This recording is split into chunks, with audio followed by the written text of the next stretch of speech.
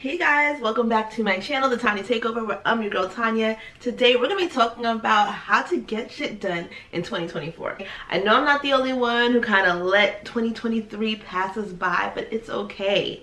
It's okay. We are going to fix that. We are going to come back better than ever, and we're going to do these little tips that's going to keep us focused and on track and holding each other accountable. So if you haven't done so already, consider hitting that like and subscribe button down below. On my channel, we talk about beauty, fashion, finance. The trifecta can have one without the other. So if that's something that you might be interested in, consider hitting that like and subscribe button down below, and let's get started. Okay guys, so before we talk about productivity, I want to let you in on a little fact. A lot of us, now that 2024 is here, we're going to be making New Year's resolutions. We're going to be making big promises on things that are going to just change in 2024.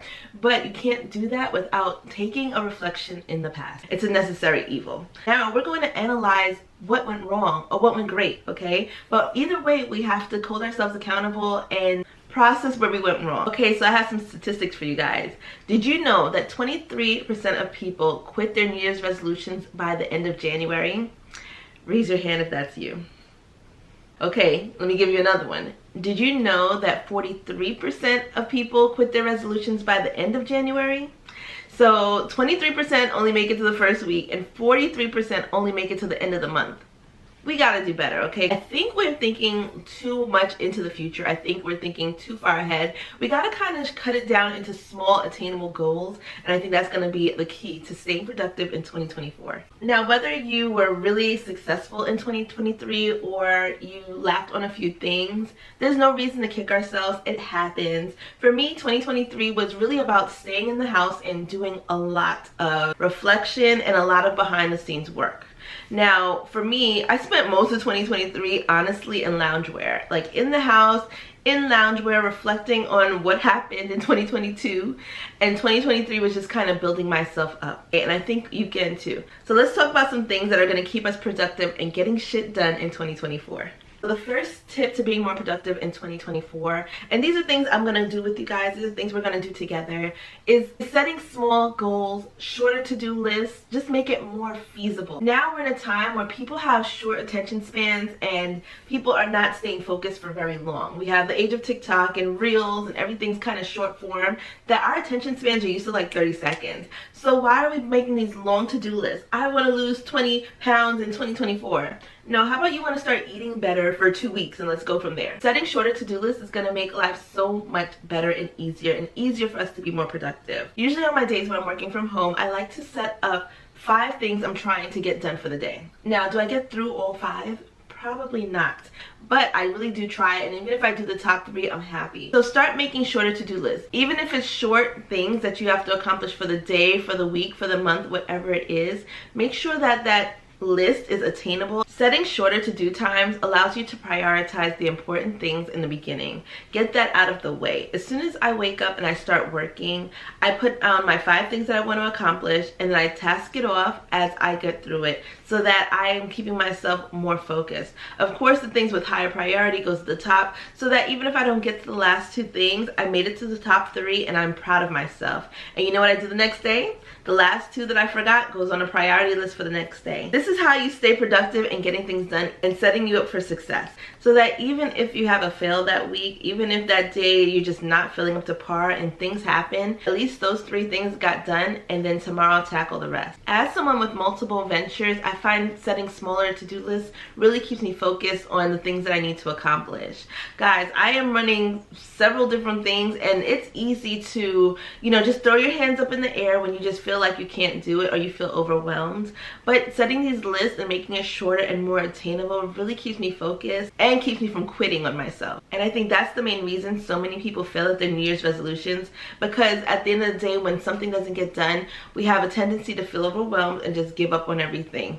But we're not doing that this year. 2024 is going to be our year, and we're going to stay focused and more productive. The next thing I would definitely invest in to stay more productive in 2024, and I did it myself, guys, start time blocking. I'm always talking about time blocking, but it really does help, especially for someone who gets easily distracted. Apps have been my go-to this year. For the end of 2023, and I'm definitely bringing it into 2024, I've been including apps like, let me show you guys.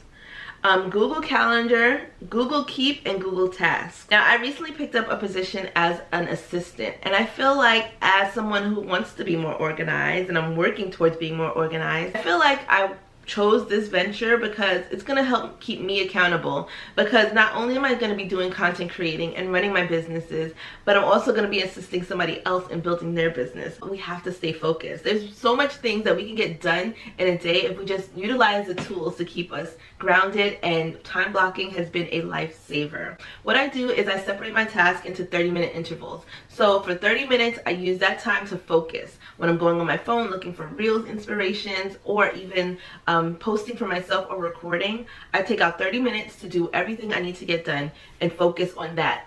Then I take a little break, you know, walk around, maybe clean the kitchen, and then go back to it, sit down for another 30 minutes and focus on my VA position, my, you know, assistant position, where I'm working for my client.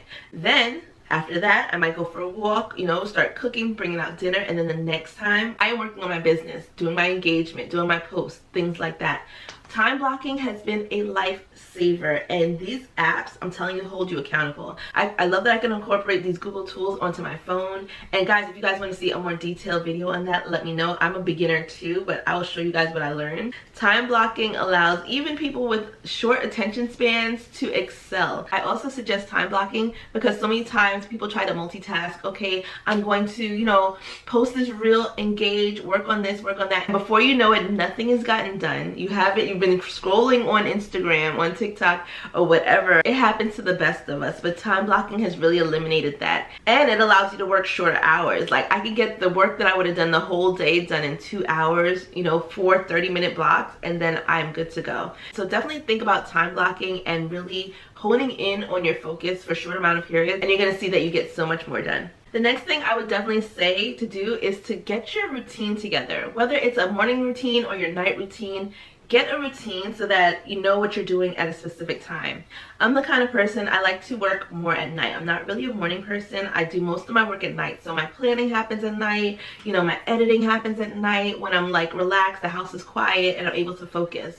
So whatever routine works for you, whether it's waking up at 6 a.m. and, you know, exercising, thinking, plotting, planning, whatever it may be, find a routine that works for you and stick to it. I like to plan my morning routine around what's going on in the house. To be honest with you guys, I have 3 dogs, so they take up a lot of energy and a lot of time. A lot of work that I get done is usually at night. There's no barking, the dogs are fed, everybody's chilling and relaxed, and I have time to myself to think. The morning time is not really feasible for me because, you know, a lot's going on. I don't know, maybe you have to take the kids to school, you know, run to work, whatever it may be. So don't feel any way if you're working your 9 to 5 and you feel, you know, that nothing's getting done and you can't be productive. You have to alternate your schedule or your routine with what works for you. Some people excel in the morning, some people excel at night. Whatever it may be, find a routine and stick with it, because that's going to keep you focused and more productive all the way. The next thing I would say to be more productive is to make sure that you're setting boundaries.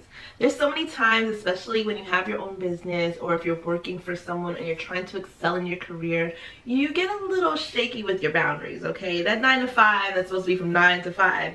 You end up taking your work home. You know, a customer might call you after hours or text you a response, and you, before you know it, you're responding to this client or the customer and, you know, stopping what you're doing, taking away from your family time and your self-care time to answer. You have to set boundaries in order to be productive. Now, especially if you're working from home, your day kind of fades into the next day. But once you set boundaries and start saying no or having office hours or setting deadlines for yourself, you're going to realize that you're going to be way more productive. Make sure clients or employers know that, you know, I don't work after this time. I don't answer my phone on the weekends, because by the time you go back into work on that Monday, Tuesday, that night shift, whatever it is, you're going to be so drained because you're going to feel like you were working all day. Then what kind of work are you going to do when you actually get there? You're going to be tired, you're going to be over it. It happens. So make sure that you are setting boundaries with yourself and your time. Even with family members, a lot of times, being as I work from home, I'll get text messages throughout the day. That's when I'll put my phone on do not disturb, because this is my office time. This is my time to be productive, so that when I'm off from work or I'm not doing anything, I have that time for myself, and I want that time for myself. You need it and you deserve it. So make sure you're setting boundaries with yourself, your time. Even big CEOs have office hours. They're not working all through the night, because how you end the day is how you're going to go into the next day, okay? So make sure you're taking the time for self-care, the time to make a good meal for yourself, to catch up on your shows. It is so necessary to set boundaries to keep you more productive and getting shit done in 2024. Next thing I would definitely say is to have a clear goal in mind. I love using planners. I feel like planners keep me really focused. Some people are like pen and paper planners, and some people are like digital planners. Whatever you're into, whatever keeps you focused. That's why I was telling you guys about Google Calendar. I feel like I do a lot of work from my phone, so a Google Calendar on my phone will keep me more accountable. A planner, because I'm a pen and paper kind of girl. I like to write down my things. I remember it better. And there's a certain satisfaction when you get to like check off the box that it was done. I don't know, it gives me like a thrill. So make sure that whatever it is, you're setting a goal. You write down your goals, have your 3 boxes, and once you're done and your goals are set, you can just check it off. And guys, do not feel overwhelmed or anything if you don't make it to that goal that day, okay? Make it attainable for you. Make that goal, you know, due this week. Do this week. Make sure that, you know, this project I'm working on is due this week, or this part of the project is due this week. But writing it in a planner or a digital planner or a journal, it really does keep you accountable and focused on your goals. I think goals are important to have, because once you know that you're working towards something, you're going to run towards that finish line. You're going to know that, you know, this is what I want to attain by this date, and make sure it's a realistic date, okay? And you're going to see that things are going to be happening for you a whole lot faster and easier. Now, I'm the kind of person, give me a goal, give me like an amount to reach. Like, okay, I want my business to bring in $5,000 this month. What do I have to do in order for my business to bring in $5,000 this month, or $10,000, whatever it may be?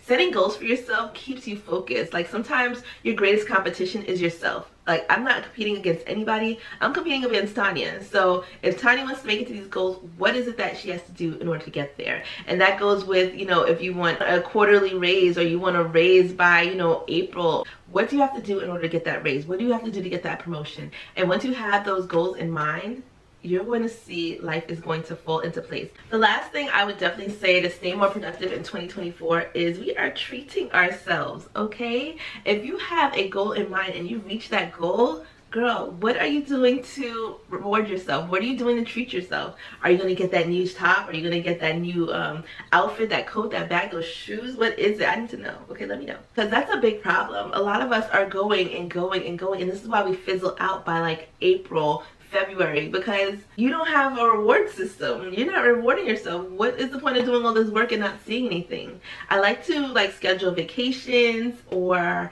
maybe a new restaurant, something, just something that you know that, okay, I worked this hard, I'm gonna get this. Okay, if I work this hard, I'm working and I'm, you know, doing my routines, and I'm, you know, checking off my boxes. How am I treating myself? How am I rewarding myself?